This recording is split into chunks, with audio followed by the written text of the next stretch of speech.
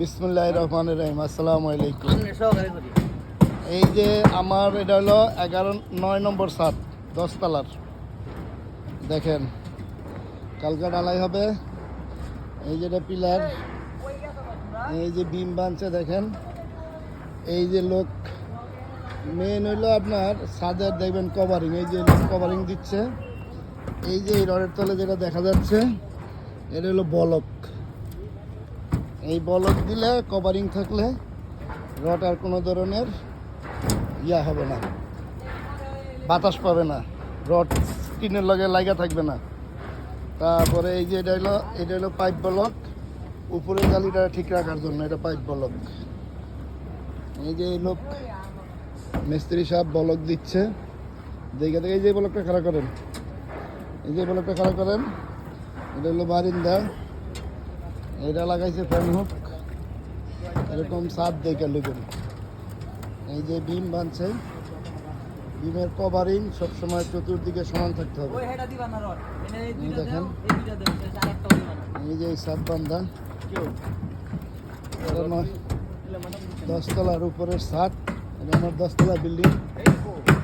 এরকম আমার 10টা বিল্ডিং এর কাজ চলে। দেখেন তারে বান কত সুন্দর করে রড দেওয়া হয়েছে।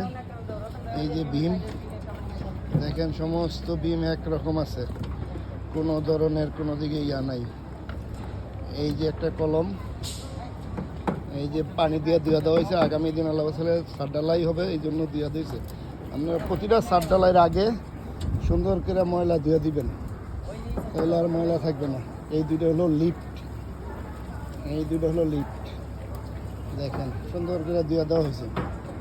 এরকম দিলে আর হবে না। এই যে এটি দেখেন রডের মাথা বাড়ে আছে, এগুলো সমস্ত টপ, 12 মিলি রডের টপ। এটা হলো চতাল ছাদের, এটাকে চতাল বলা হয়। আর এই যে টপ, এই দেখেন এইখানে সব টপ বানছে 4 ইঞ্চি পর। এটা হলো টপ।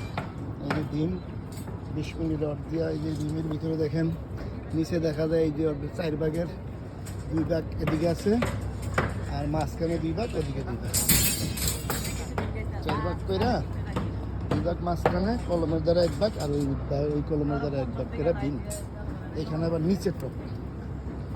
দেখেন আপনারা ছাদগুলা ঢালার আগে সুন্দর করে দিয়ে নেবেন, পরিষ্কার করে। দেখেন ছাদ দিয়ে নিছি, সুন্দর পরিষ্কার হয়েছে। নাহলে বালু থাকে, ময়লা থাকে, ওগুলো রডে ধরলে হাওয়া দিলে তারপরে আপনার বাতাস ঢুকবে, ওই রড জং ধরবে, ভবিষ্যতে বিল্ডিং ক্র্যাক করবে। আসসালামু আলাইকুম।